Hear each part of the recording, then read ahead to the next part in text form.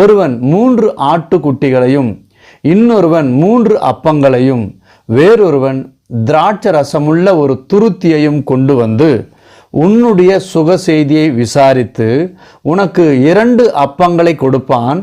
அவைகளை நீ அவர்கள் கையிலே வாங்க வேண்டும். பின்பு பெலிஸ்தரின் தானியம் இருக்கிற தேவனுடைய மலைக்கு போவாய். அங்கே நீ பட்டினத்திற்குள் பிரவேசிக்கிற பொழுது மேடையிலிருந்து இறங்கி வருகிற தீர்க்கதரிசிகளின் கூட்டத்திற்கு எதிர்ப்படுவாய். அவர்களுக்கு முன்பாக தம்பூரும் மேளமும் நாகசுரமும் சுரமண்டலமும் போகும். அவர்கள் தீர்க்க தரிசனம் சொல்லுவார்கள்.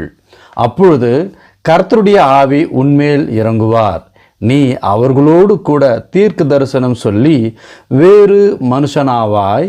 இந்த அடையாளங்கள் உனக்கு நேரிடும் பொழுது சமயத்திற்கு